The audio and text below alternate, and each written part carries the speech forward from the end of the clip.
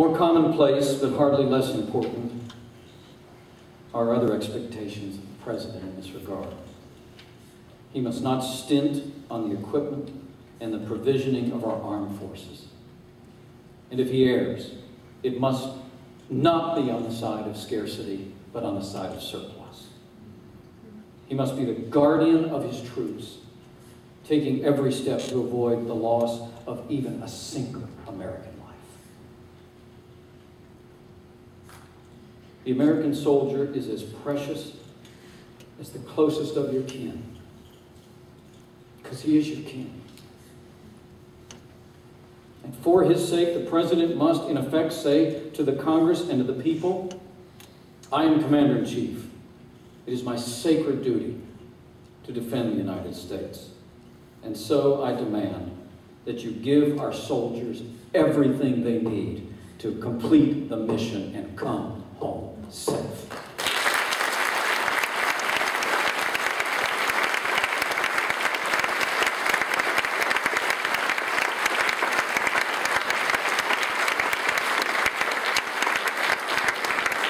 Of all the hardest choices that Congress may have to make to achieve that end,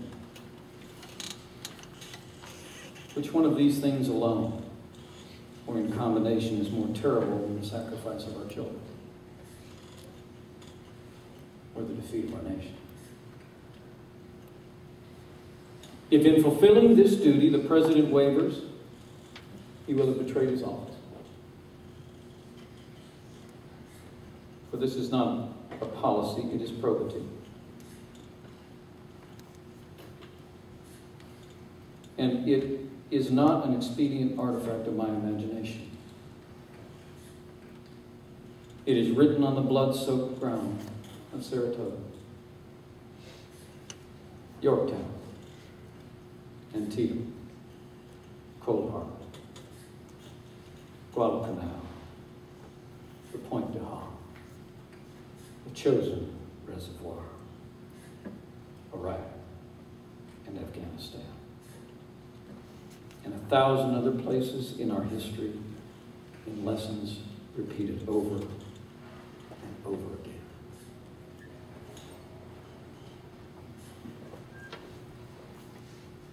The presidency, a great and complex subject upon which I have only touched, has become symbolic of overreaching. There are many truths that we've been frightened to tell or face. If we run from them, they will catch us with our backs turned and pull us down. Better that we should not flee, but rather stop and look them in the eye. What might our forebears say to us, knowing what they knew, having done what they did? I have no doubt. They would tell us to channel our passions, speak the truth, and do what's right, slowly and with resolution. To work calmly, steadily, and without animus or fear. To be like a rock in the tide. Let the water tumble about us and be firm and unashamed in our love of country. And so we are.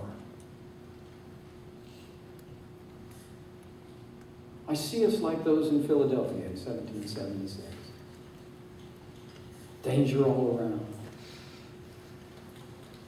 But a fresh chapter, ready to begin, uncorrupted,